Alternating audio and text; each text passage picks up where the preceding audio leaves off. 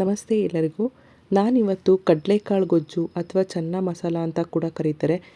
ಯಾವಾಗಲೂ ತರಕಾರಿ ಪಲ್ಯ ಅಂತ ತಿಂದು ಬೇಜಾರಾಗಿರುತ್ತಲ್ವ, ಆವಾಗ ಇದನ್ನು ಒಂದ್ಸಲ ಟ್ರೈ ಮಾಡಿ ನೋಡಿ. ಎಷ್ಟು ಚೆನ್ನಾಗಿರುತ್ತೆ ಅಂದರೆ ಒಂದ್ಸಲ ನೀವು ಟ್ರೈ ಮಾಡಿದ್ರೆ ಖಂಡಿತವಾಗ್ಲೂ ತುಂಬಾ ಇಷ್ಟಪಡ್ತೀರಾ. ಬನ್ನಿ ಹೇಗೆ ಮಾಡೋದು ಅಂತ ನೋಡೋಣ. ನಾನಿಲ್ಲಿ 1 ಕಪ್ಪಷ್ಟು ಕಾಬೂಲ್ ಚೆನ್ನಾನ ನೆನೆಸಿಟ್ಕೊಂಡಿದ್ದೀನಿ. 8ರಿಂದ 10 ಗಂಟೆಗಳ ಕಾಲ ನೆನೆಸ್ಕೋಬೇಕು. ಅದಕ್ಕೆ ಸ್ವಲ್ಪ ಉಪ್ಪು, 1 ಪೀಸು ಚಕ್ಕೆ ಮತ್ತು 1 ಏಲಕ್ಕಿ ಹಾಕ್ಕೊಂಡು 2 ಕಪ್ಪಷ್ಟು ನೀರು ಹಾಕ್ಕೊಂಡು ಇದನ್ನು 3 ವಿಷಲ್ ಕೂಗಿಸ್ಕೊಂಡಿದ್ದೀನಿ. ಕಡಲೆಕಾಳು ಇದು ಸ್ವಲ್ಪ ದಪ್ಪ ಇರುತ್ತೆ, ಅದಕ್ಕೋಸ್ಕರ 3 ವಿಷಲ್ ಕೂಗಿಸ್ಕೊಂಡಿದ್ದೀನಿ. ಇಲ್ಲಿ ಒಂದು ಬಾಣಲೆಗೆ ನಾನು 2 ಸ್ಪೂನಷ್ಟು ಎಣ್ಣೆ ಹಾಕ್ಕೊಂಡಿದ್ದೀನಿ. ಎಣ್ಣೆ ಸ್ವಲ್ಪ ಬಿಸಿ ಆದಮೇಲೆ ಇದಕ್ಕೆ 1 ಗೆಡ್ಡೆಯಷ್ಟು ಬೆಳ್ಳುಳ್ಳಿ ಇಕ್ಕಲು ಹಾಕ್ಕೊಂಡಿದ್ದೀನಿ ಮತ್ತು 1-2 ಇಂಚಷ್ಟು ಶುಂಠಿ ಕಟ್ ಮಾಡಿ ಹಾಕ್ಕೊಂಡಿದ್ದೀನಿ. ಇವಾಗ ಇದನ್ನು ಒಂದ್ಸಲ ನೀಟಾಗಿ ಸ್ವಲ್ಪ ಫ್ರೈ ಮಾಡ್ಕೋಬೇಕು. ಇವಾಗ ಇದು ಸ್ವಲ್ಪ ಫ್ರೈ ಆದಮೇಲೆ ಇದಕ್ಕೆ 2 ಹಸಿರು ಮೆಣಸಿನ್ಕಾಯಿ ಮತ್ತು 2 ಈರುಳ್ಳಿ ಹಾಕ್ಕೊಂಡಿದ್ದೀನಿ. ನೀವು ಜಾಸ್ತಿ ಗ್ರೇವಿ ಬೇಕು ಅನ್ನೋದಾದರೆ 1 ಅಥವಾ 2 ಈರುಳ್ಳಿ ಹಾಕ್ಕೋಬೋದು. ನೀವು ಗ್ರೇವಿ ಎಷ್ಟು ಬೇಕಾಗುತ್ತೆ ನೋಡಿಕೊಂಡು ಆ ಮೆಜರ್ಮೆಂಟಲ್ಲಿ ಈರುಳ್ಳಿ ಟೊಮೊಟೊ ಯೂಸ್ ಮಾಡ್ಕೋಬೋದು.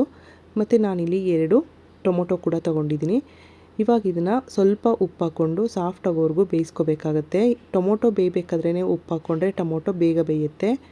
ಇವಾಗ ಇದು ನೀಟಾಗಿ ಬೆಂದಮೇಲೆ ಇದಕ್ಕೆ 5ರಿಂದ 6 ಗೋಡಂಬಿ ಹಾಕ್ಕೊಂಡಿದ್ದೀನಿ. ಇವಾಗ ಇದನ್ನು ಪೂರ್ತಿ ಕಂಪ್ಲೀಟಾಗಿ ತಣ್ಣಗಾಗೋವರೆಗೂ ಬಿಡಬೇಕು. ತಣ್ಣಗಾದಮೇಲೆ ಇದನ್ನು ಒಂದು ಮಿಕ್ಸಿ ಜಾರ್ಗೆ ಹಾಕ್ಕೊಂಡು ಇದಕ್ಕೆ ಸ್ವಲ್ಪ ನೀರು ಹಾಕ್ಕೊಂಡು ಇದನ್ನು ನುಣ್ಣಗೆ ಪೇಸ್ಟ್ ಮಾಡ್ಕೋಬೇಕಾಗತ್ತೆ. ನಾವು ಮನೆಯಲ್ಲಿ ಜಾಸ್ತಿ ಜನ ಇದ್ದೀವಿ, ಬರೀ ಇದೇ ಗ್ರೇವಿ ಆಗಲ್ಲ ಅಂದರೆ ಇದಕ್ಕೆ ಸ್ವಲ್ಪ ತೆಂಗಿನ ತುರಿನೂ ಕೂಡ ಹಾಕ್ಕೋಬೋದು. ಇವಾಗ ಒಂದು ಬಾಣಲೆಗೆ 2 ಸ್ಪೂನಷ್ಟು ಬೆಣ್ಣೆ ಹಾಕ್ಕೊಂಡಿದ್ದೀನಿ. ಅದಕ್ಕೆ 1 ಸ್ಪೂನ್ ಜೀರಿಗೆ ಹಾಕ್ಕೊಂಡು ಇದನ್ನು ಸ್ವಲ್ಪ ಹುರ್ಕೋಬೇಕು. ಬೆಣ್ಣೆ ಬೇಡ ಅಂದರೆ ತುಪ್ಪ ಅಥವಾ ಎಣ್ಣೆ ಕೂಡ ಹಾಕ್ಕೋಬೋದು.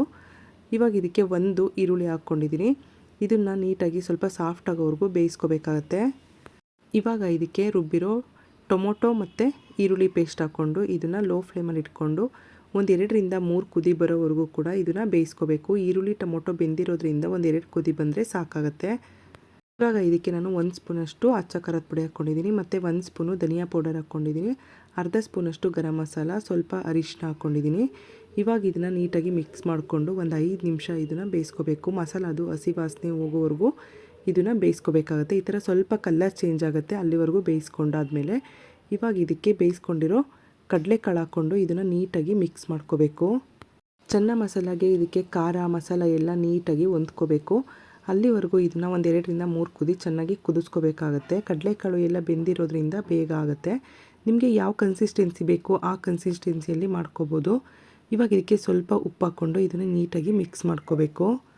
ಇವಾಗ ಇದನ್ನು ಕ್ಲೋಸ್ ಮಾಡಿಕೊಂಡು 5ರಿಂದ 6 ನಿಮಿಷ ಲೋ ಫ್ಲೇಮಲ್ಲಿ ಇಟ್ಕೊಂಡು ಕುದಿಸ್ಕೊಂಡ್ರೆ ಆಗುತ್ತೆ.